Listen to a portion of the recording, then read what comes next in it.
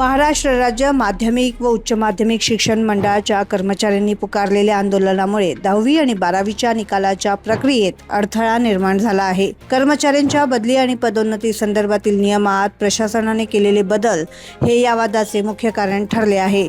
राज्य शिक्षण मंडळाच्या कर्मचाऱ्यांच्या बदल्या आणि पदोन्नतीचा कालावधी आतापर्यंत 2 वर्षांचा होता, मात्र प्रशासनाने या कालावधीत वाढ करून तो 4 ते 6 वर्षे इतका केला आहे। या निर्णयामुळे कर्मचाऱ्यांमध्ये नाराजी असून राज्य शिक्षण कर्मचारी संघटनेने या निर्णयाला तीव्र विरोध दर्शवला आहे। 28 एप्रिलपासून हे आंदोलन अधिक तीव्र करत काम बंद करण्याचा इशारा कर्मचाऱ्यांनी दिला आहे। सध्या निकालाची तयारी अंतिम टप्प्यात असताना राज्यातील सर्वच भागात कर्मचाऱ्यांनी लाक्षणिक काम बंद आंदोलन सुरू केले आहे। कर्मचारी संघटनेचा आरोप आहे की प्रशासनाने या संदर्भात संघटनेला कोणत्याही प्रकारे विश्वासात न घेता हा एकतर्फी निर्णय घेतला आहे। निर्णय मागे घेतला जात नाही तोपर्यंत कामकाज सुरळीत न करण्याचा पवित्रा कर्मचाऱ्यांनी घेतला आहे। विठ्ठल सरोदे, उपाध्यक्ष, महाराष्ट्र राज्य माध्यमिक उच्च माध्यमिक शिक्षण मंडळ कर्मचारी महासंघटना पुणे।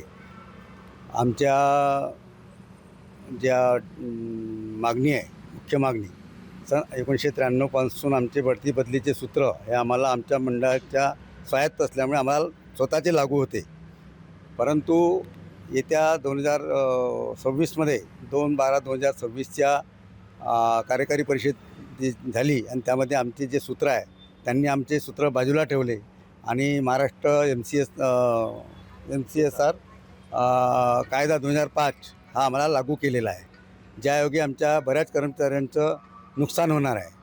कारण की आमचे जे बढती बदलीचे सूत्र आहे ते आमच्या कार्यकारी परिषदेने ठरवलेले आहेत आणि आमच्या एखादं जर कर्मचारी संपत्तीने बाहेरगावी गेला तर त्याला 1 वर्षातच आणायचं आमचं धोरण आहे। तसेच जो पदोन्नतीने बाहेर गेलेला असेल त्याला 2 वर्षात त्याला आपल्या होमटाऊनला आणायचं असं आमच्या या निकषामध्ये लागू आहे।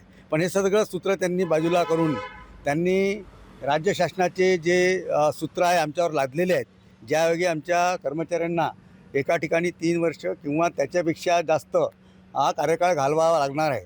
ते आपल्या होमटाऊनला निश्चितच येऊ शकणार नाही व त्यामुळे त्यांच्या कुटुंबाची वाताहत होणार आहे, त्यांचे आर्थिक नुकसान होणार आहे आणि बरेच सारे त्याच्यानी प्रश्न उद्भवणार आहेत। म्हणून हे आमचे जे कायम 2017 व 2020चे जे सूत्र आहे बढती बदलीचे ते आम्ही कायम ठेवण्याकरता आमचा हा संप पुकारलेला आहे। आम्ही गेल्या 1.5-2 महिन्यापासून मंडळ प्रशासन जे कुलकर्णी साहेब आहे त्यांच्यासोबत आम्ही पत्रव्यवहार करत आहोत, परंतु त्या पत्रव्यवहाराला त्यांनी कुठल्याही प्रकारचा अजूनही दिलेला नाही।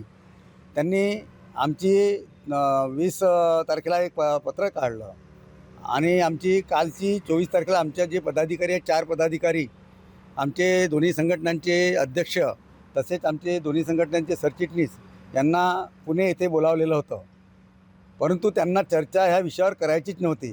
त्यांनी चर्चेला सुरुवात दुपारी 12 वाजता केली आणि कुठल्याही प्रकारचं आम्हाला कुठले आश्वासन नाही दिलं, कुठलीही चर्चा केलेली नाही, कुठला यथोचित तोडगा काढलेला नाही व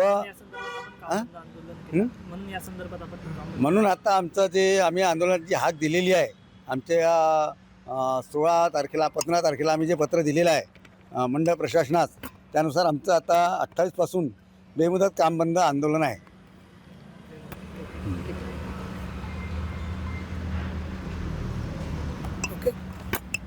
शिक्षण मंडळातील या आंदोलनामुळे निकालासाठी लागणारी तांत्रिक प्रक्रिया आणि डेटा एंट्रीच्या कामावर परिणाम होत आहे। जर कर्मचाऱ्यांनी 28 एप्रिलपासून पूर्णपणे काम थांबवले तर ठरलेल्या वेळेत निकाल जाहीर करणे बोर्डासाठी कठीण होऊ शकते। याचा थेट परिणाम पुढील शैक्षणिक वर्षाच्या प्रवेश प्रक्रियेवर होण्याची शक्यता वर्तवली जात आहे। आता या प्रकरणावर राज्य सरकार आणि शिक्षण मंडळ काय भूमिका घेते याकडे सर्वांचे लक्ष लागले आहे। क्षितिजा देशमुख, लोकमत.com, नागपूर।